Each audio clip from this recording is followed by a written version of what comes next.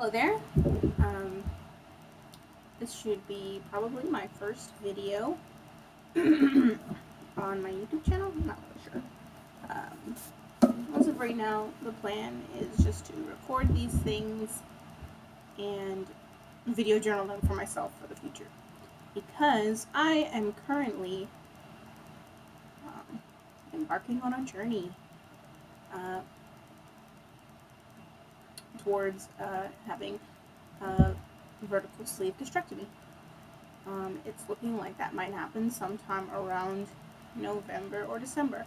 I'm going to set my heart on December so that I'm excited if it's earlier.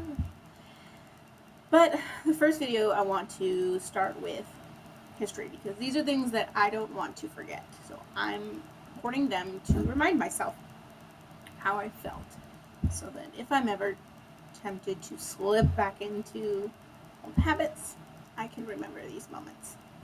Let's start with when I began thinking about having VSG. It was around late April.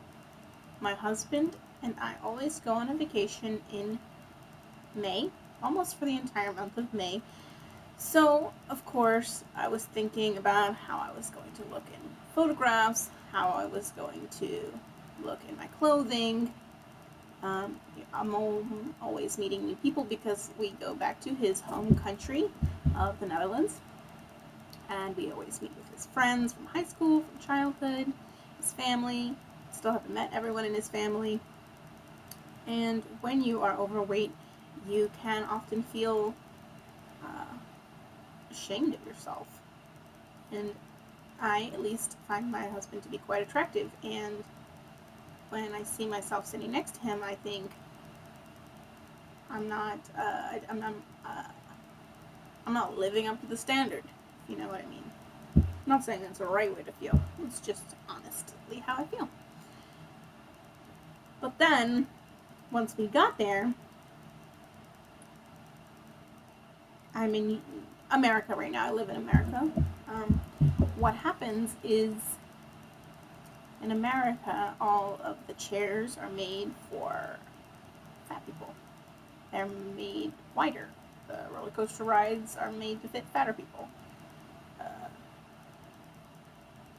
But you realize when you go to Europe that nothing is. And instantly, overnight, literally, your obesity problem becomes a glaring thing in your face. And it's not fun. It doesn't make you feel good.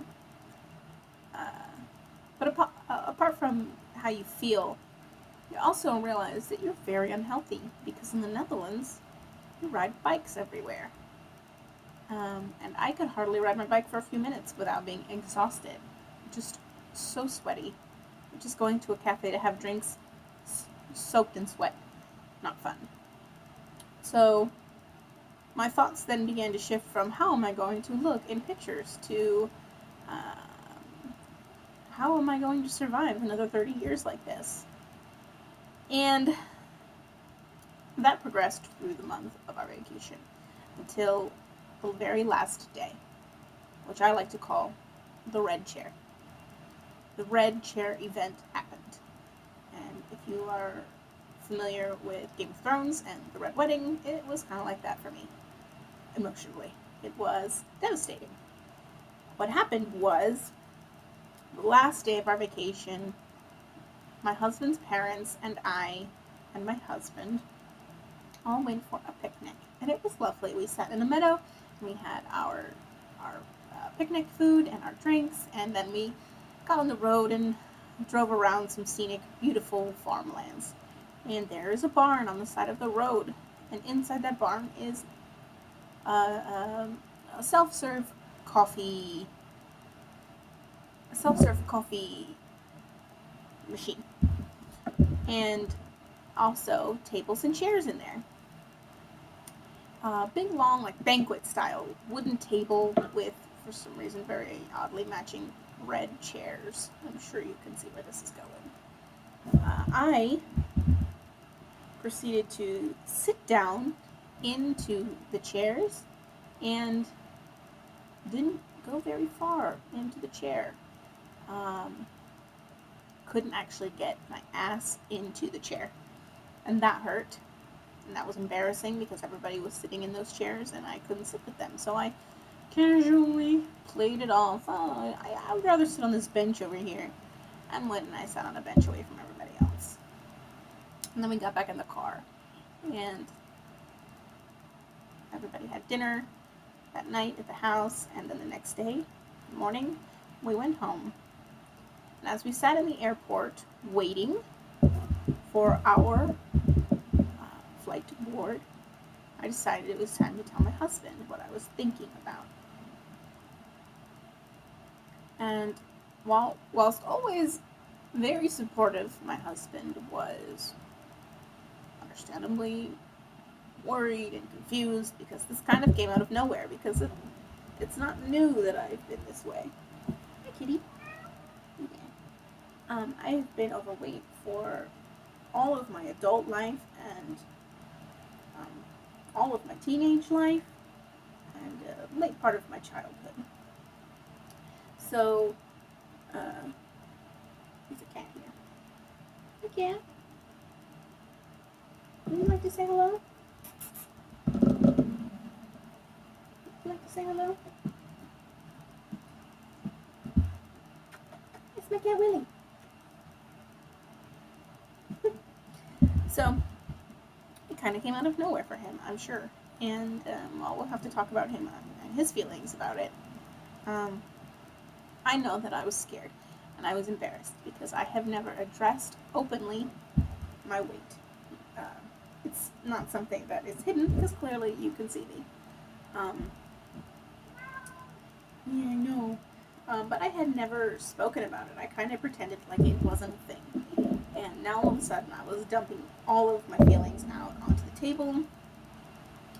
And I think he understood that I was in pain.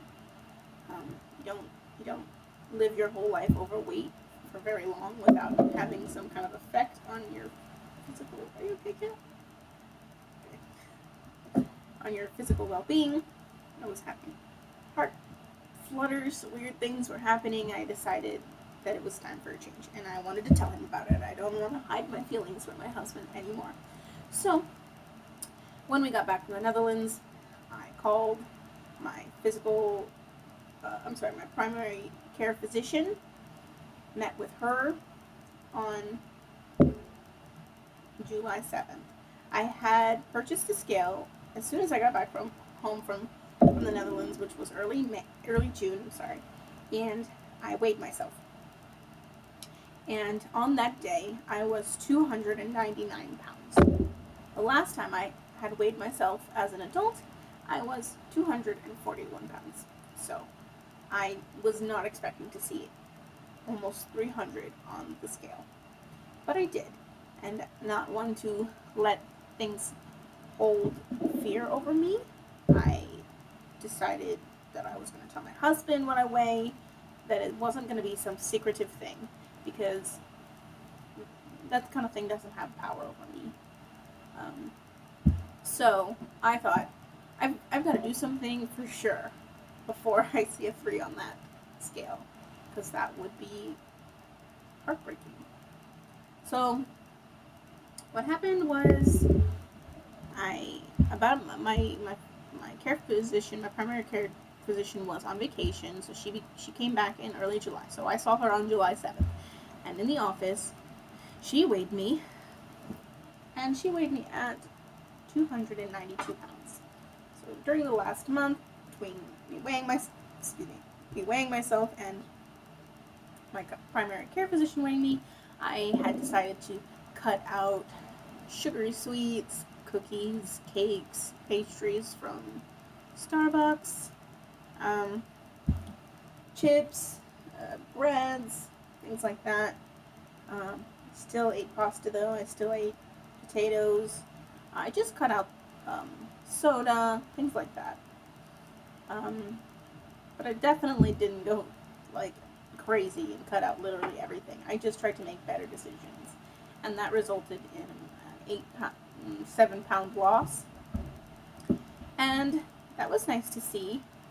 I spoke to my primary care physician about it. She said that I was making good changes.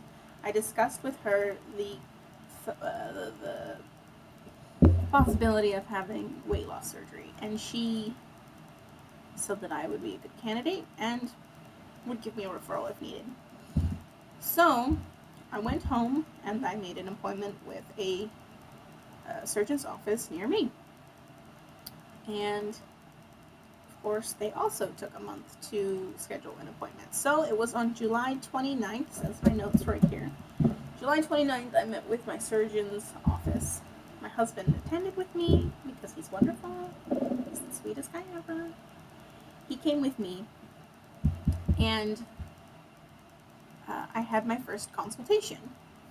And because I had already gotten my blood work done with my PCP back in the early of July, that was already something I got to check off my list. And my list is something they gave me on my first appointment there. They gave me a checklist, which I should have here, but I do not right now because I wasn't thinking about it. They gave me a checklist of things, like a roadmap to check things off of the list. So that was already one thing to check off the list. I did not need a referral from my primary care physician. So we proceeded. The next week was August 8th, and I met with a dietitian to check another thing off of the list. The dietitian told me that I was making good changes, but could do better. So since August 8th, and today is August 23rd, I have completely cut out breads and pastas, and of course the chips, the candies, the cookies, the cakes, the pies. Not that I really ate pie ever. I don't know why I said that. But anyways, you get the point. Unfortunately, yes, and I also picked up exercise. Right after July 7th, I realized I needed to kick it into high gear. So I got a little contraption you hook onto your bike so that you can ride your outside bike inside with some tension. You can dial up the tension, dial back the tension, and kick up your workout a couple levels if you want to. I also started doing yoga and got a small set of weights and some weightlifting in my own house. Fortunately, for some reason, I had a 3-pound gain right after August 8th. I guess the next week, which was last week, I'm not sure, I can't remember. I weighed myself on Mondays, and it was 292, which sounds weird because I don't think I told you that I got weighed with the dietitian and it was 288. So I went up 3, 4, I don't know, whatever, pounds up, which sucks. But you know, I figure the downward trend is better than an upward trend, so we're just gonna keep on going. Yeah. So that's basically where we are right now.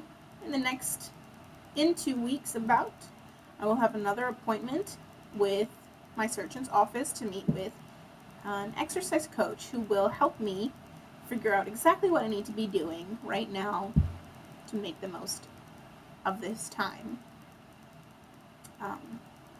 That's all for now, really. Thanks for watching. If I post this, I don't know. But anyways, yeah, thanks. See you later. Bye.